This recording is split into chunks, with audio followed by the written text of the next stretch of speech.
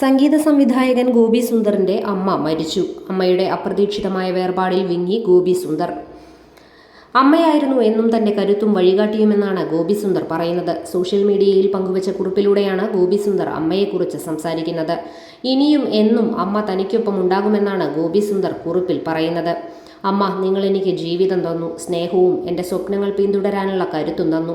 ഞാൻ സൃഷ്ടിക്കുന്ന സംഗീതത്തിൻ്റെ ഓരോ നോട്ടിലും നിങ്ങൾ എനിക്ക് തന്ന സ്നേഹമുണ്ട്. നിങ്ങൾ പോയിട്ടില്ല. എൻ്റെ ഹൃദയത്തിലും സംഗീതത്തിലും ഞാൻ വെക്കുന്ന ഓരോ ചുവടിലും നിങ്ങളുണ്ട്. നിങ്ങളുടെ ആത്മാവ് സമാധാനം കണ്ടെത്തട്ടെ എന്ന് ഞാൻ ദൈവത്തോട് പ്രാർത്ഥിക്കുന്നു. പക്ഷേ എനിക്കറിയാം നിങ്ങൾ എനിക്കൊപ്പമുണ്ടെന്ന്, എന്നെ നോക്കുന്നുണ്ടെന്ന്. റെസ്റ്റ് ഇൻ പീസ് അമ്മ. നിങ്ങളെന്നും എൻ്റെ കരുത്തും മാർഗദീപവുമായിരിക്കും എന്നാണ് ഗോപി സുന്ദർ സോഷ്യൽ മീഡിയയിൽ കുറിച്ചത്.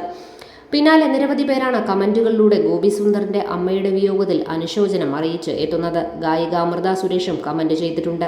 തൃശൂരിൽ വെച്ചാണ് ഗോപി സുന്ദറിന്റെ അമ്മ ലിവി സുരേഷ് മരണപ്പെടുന്നത്. 65 വയസ്സായിരുന്നു. സംസ്കാരം ഇന്ന് വൈകിട്ട് നടക്കും.